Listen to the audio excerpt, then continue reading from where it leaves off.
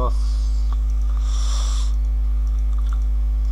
যে এই সিস্টেমটা মোটামুটি তৈরি করা হয়েছে, মানে সিস্টেমটা চালানোর জন্য যে লোক লাগবে তার প্রাতিষ্ঠানিক জ্ঞানের দরকার নেই, কোনো রকম একটু এক্সেল জানলেই সে সিস্টেমটা চালাইতে পারবে।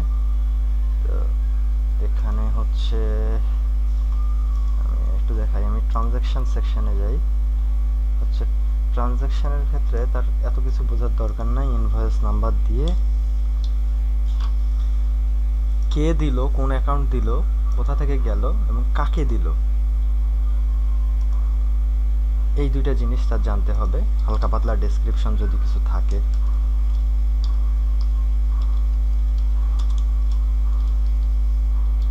সেটা লিখবে। কয় টাকা হয়েছে সেটা লিখবে। আমি না লিখে সেভ করতে গেলে আসলে ভ্যালিডেশন করা আছে, কোনো কিছুই নিবে না, ইনভ্যালিড ডাটাগুলো সে নিবে না। ধরেন এটা আমি দিয়ে দিলাম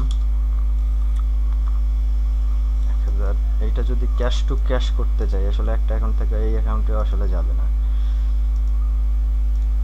তো সব কিছু ভ্যালিডেশন করা আছে, সেভ করলে সেভ। এখন আমি নতুন কোনো পার্টি আসছে যার অ্যাকাউন্ট এখানে নাই, তো তাকে আসলে অ্যাড অ্যাকাউন্ট থেকে তাকে যোগ করা যাবে। নতুন পার্টির নাম, এটা খুব সহজ রাখা হয়েছে, আইডি টাইডি বাদ, হাবিজাবি সব কিছু বাদ, খালি তার নাম দিয়েই অ্যাকাউন্ট, মানে ছোট সিস্টেমের জন্য এটা সাপোর্ট করবে।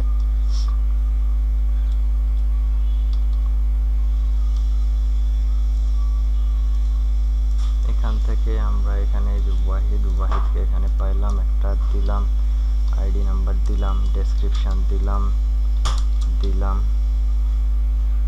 সেভ করলাম। এখন আমি আমার একটা প্রিন্ট শিট আছে এখানে, এই শিট আপাতত এই শিটের মধ্যেই সব কিছু আমার প্রিন্ট হবে। আমি যদি দেখি প্রিন্ট অল ট্রানজ্যাকশন, এই শিটে সব ট্রানজ্যাকশানগুলো, যত ট্রানজ্যাকশান আছে সে ট্রানজ্যাকশানগুলো প্রিন্ট হবে। এখানে ধরেন যে কারো কোনো একটা নির্দিষ্ট অ্যাকাউন্টের লেজার আমি প্রিন্ট করতে চাই, ক্যাশ অ্যাকাউন্ট, ওকে চলে আসছে ওই পেজেই। আবার ধরেন অন্য কোনো অ্যাকাউন্টগুলো প্রম্পট করবে, যে অ্যাকাউন্টই হোক না কেন সেটা চলে আসবে। তারপর হচ্ছে ব্যালেন্স শিটটা আমি যদি প্রিন্ট করতে চাই, এই যে 10টা অ্যাকাউন্ট আছে, 10টা অ্যাকাউন্টে ডেবিট ক্রেডিট যা আছে, ডেবিট ইকুয়াল ক্রেডিট, পুরো ট্রায়াল ব্যালেন্সটা মিল করে রাখছে। এখানে ফাইনাল অ্যাকাউন্ট করা হয় না, কারণ ফাইনাল অ্যাকাউন্ট ওই ছোটো সিস্টেমের জন্য হালার পুত্রা ক্যাপিটাল কি ইকুইটি কি লায়াবিলিটি কি হাবিজাবি এই বালসাল এগুলো বুঝবে না।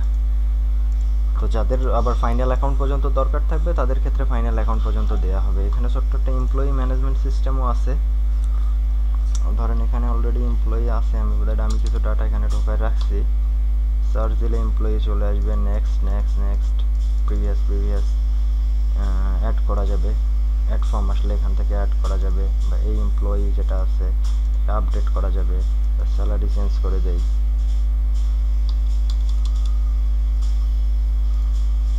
আপডেট হয়ে গেল, এই আর কি। এবং এই জায়গাগুলো ফাঁকা রাখা হয়েছে, এই জায়গাটা মূলত গ্রাফ, চার্ট, রিপোর্ট এগুলো রিপ্রেজেন্ট করার জন্য। আর এই জায়গাটা হচ্ছে আরও এডিশনাল কিছু অ্যাকশান, অনেক কিছু থাকতে পারে ক্লায়েন্টের রিকোয়ারমেন্ট অনুযায়ী, এটা এই জায়গাগুলো পরবর্তীকালে ফিল আপ করে দেওয়া হবে।